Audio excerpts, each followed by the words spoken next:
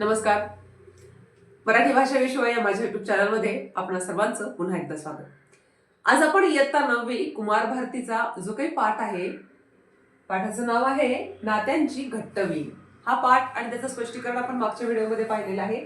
आज आपण त्याचा या ठिकाणी संपूर्णपणे स्वाध्याय बघणार आहोत. चला तर मग सुरू करूया. पहिला प्रश्न, आकृती पूर्ण करा. नात्याच्या विणीसाठी योजलेली विशेषणं. जे काही नातं आहे त्याच्या विणीसाठी कोणकोणती विशेषणं लावलेली आहेत, तर नाजूक, भक्कम, मुलायम, धारदार. म्हणजे नातं हे नाजूकही असतं, तितकंच ते भक्कमही असतं, मुलायमही असतं आणि वेळप्रसंगी ते धारदार सुद्धा होतं. दुसरं आहे नात्याच्या विणीची पाठातील वैशिष्ट्य. काय काय वैशिष्ट्य आलेली आहेत? नकळत विणली जाणारी, प्रत्येक नात्याने अधिकाधिक मजबूत होत जाणारी, जवळीक साधणारी, स्वकीय परकीय असा भेदाभेद करणारी. पुढचं आहे नातं या अमूर्त संकल्पनेतून व्यक्त होणाऱ्या विविध भावना लिहा. नातं हे म्हणजे काय आहे? मूर्ती नाहीये नातं की बाबा ही मूर्ती हातामध्ये ठेवली हे धरा हे नातं, असं नाहीये. म्हणजेच ती काय आहे? अमूर्त संकल्पना आहे. तर ही जी काही अमूर्त संकल्पना आहे यातून कोणकोणत्या भावना व्यक्त होतात हे या ठिकाणी आपल्याला सांगायचं आहे. नातं या एका शब्दात विविध भावना दडलेल्या आहेत. नातं म्हटलं की कोणतंही एकच नातं डोळ्यासमोर येत नाही. सुरुवात आईबापापासून होते हे मात्र नक्की. मात्र नातं म्हटलं की रक्ताच्या नात्यापासून रक्ताच्या पलीकडची नाती माणसाच्या डोळ्यासमोर तरळतात. प्रत्येक नातं प्रेम, आपुलकी, जिव्हाळा, काळजी, आदर अशा विविध भावना जोपासत असतं. नातं हे फक्त सजीव व्यक्तींशीच नसतं. घर, शाळा, गाव, झाडं, वेली, प्राणी, पशु, पक्षी किंवा अगदी एखादं आपलं पुस्तकही त्याच्याशीही आपलं एक ठराविक काहीतरी नातं असतं. आपली आवडती ठिकाणं या सर्वांशी एक नात्याचा बंध जोडलेला असतो. या सर्व नात्यात वेगवेगळ्या भावना लपलेल्या असतात. नात्यांमध्ये कौतुक असतं, कधी प्रेम तर कधी वैर असतं, कधी व्याकुळता तर कधी लटका राग असतो. नातं कधी डोळ्यात आनंदाश्रू तर कधी डोळ्यात दुःखाश्रू देतात.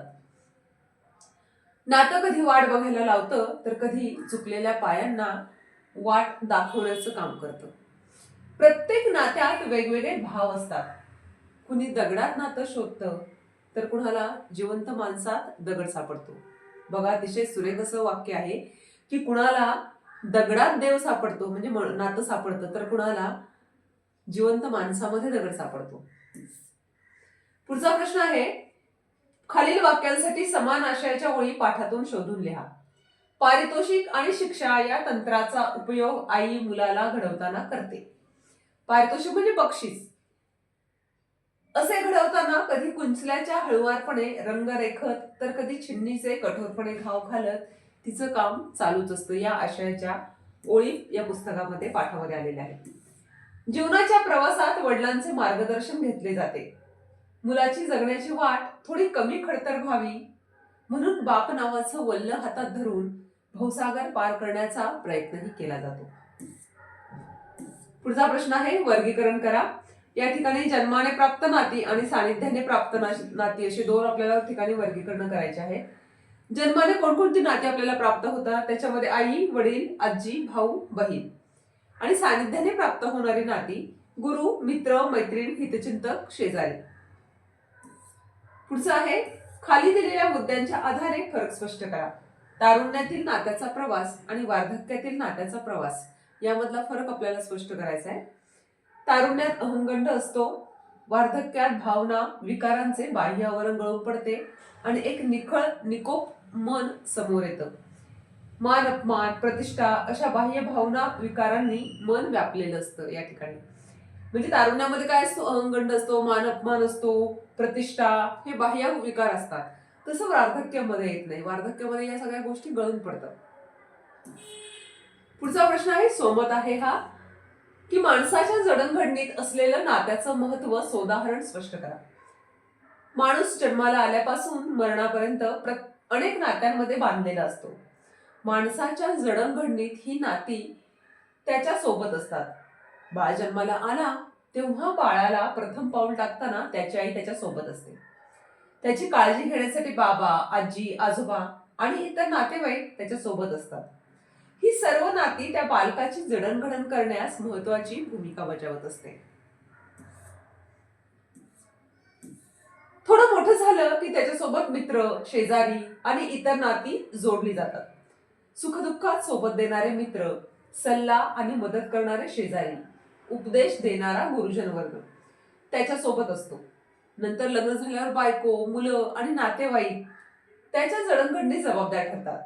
वृद्धापकाळात म्हणजे म्हातारा झाल्यानंतर त्याची मुलं त्याची देखभाल करतात. माणूस हा समूहात राहणारा प्राणी आहे. तो वेगवेगळ्या नात्यात जगत असतो. त्यामुळे माणसाच्या जडणघडणीत नाती ही खूप महत्वाची असतात. पुढचं स्वमत आहे, तुमच्या सर्वात जवळच्या मित्रमैत्रिणीचे नाव काय आणि मैत्रीचं नातं तुम्ही कसं निभावता हे सविस्तर लिहा. आता या ठिकाणी उदाहरणादाखल मी असं लिहिलेलं आहे, माझ्या सर्वात जवळच्या मैत्रिणीचं नाव आहे रेणुका. या ठिकाणी तुम्ही तुमच्या मैत्रिणीचं नाव लिहायचे आणि तुमचा अनुभव लिहिलात तरी चालेल किंवा हा अनुभव लिहिलात तरी चालेल. माझे व तिचे घर अगदी जवळ होते. ती आणि मी एकाच शाळेत एकाच वर्गात शिकायचो. अभ्यासाचा तिला भारी कंटाळा, पण मी अभ्यासासाठी सतत तिच्या मागेच लागायची. वेळप्रसंगी तिला स्वतःची वही देऊन तिला गृहपाठ करायला लावायची. तिला वर्गात इकडून तिकडे फिरायला आवडायचं, इतर मुलींसोबत बोलायला आवडायचं. पण मी तसं करताना तिला माझा नेहमीच विरोध असायचा.